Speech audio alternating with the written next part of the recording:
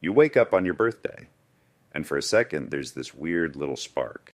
Not excitement exactly, more like anticipation, like your nervous system is waiting for something to happen. A text, a call, maybe someone remembering without you having to remind them. And then nothing. The day just starts. Coffee, emails, the usual rhythm, and you tell yourself it's fine. You're an adult. Birthdays don't matter anymore. You're past needing validation from a date on a calendar. But here's the thing. By noon, there's this feeling sitting in your chest. Not anger, not even sadness, just this quiet, strange weight. Like you're grieving something you can't quite name. Wild, right? Because logically it shouldn't matter. It's just a day. You're the same person you were yesterday. Nothing has actually changed, but your body doesn't care about logic. Your body is keeping score. And today, the score came back empty. Here's what nobody tells you. A birthday isn't just a personal milestone. It's a check-in. A moment when the world is supposed to pause and say, we see you, you're here, you matter. It's the one day a year where your existence gets confirmed by the people around you. And when that confirmation doesn't come, you're left in the strange limbo, not invisible exactly, but unverified. Like you're walking around with a question mark hovering over your head. Do I still exist to the people I thought I existed for? Done. That's the grief. Not the lack of cake or attention.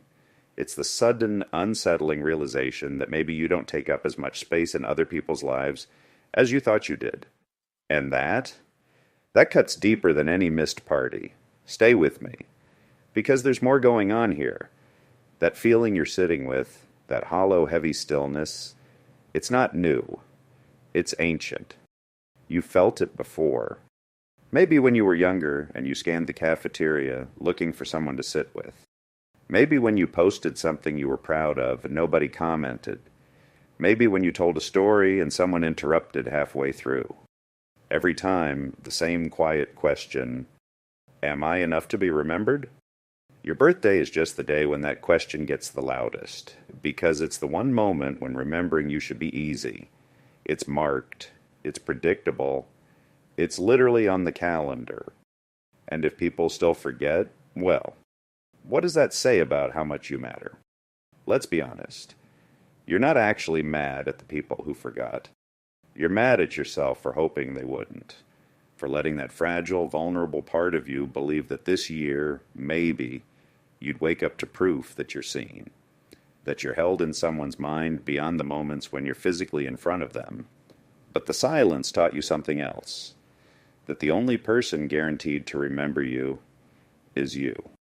And that feels lonely, because deep down, we all want to believe that our existence echoes beyond our own awareness, that we leave ripples, that we're not just passing through unnoticed. A forgotten birthday doesn't just sting, it whispers a fear you've been carrying for years. What if I'm easier to forget than I thought? But here's the plot twist. The grief you're feeling, it's not proof that you don't matter. It's proof that you do. Because you wouldn't feel this ache if connection wasn't important to you. You wouldn't notice the silence if you didn't care about being heard. The sadness isn't weakness. It's your heart reminding you that you're wired for belonging. That being remembered isn't shallow or needy. It's human. And maybe the people who forgot aren't villains. Maybe they're just people, caught in their own storms, fighting their own invisible battles. Forgetting isn't always an act of disregard. Sometimes it's just the cost of being human in a world that moves too fast.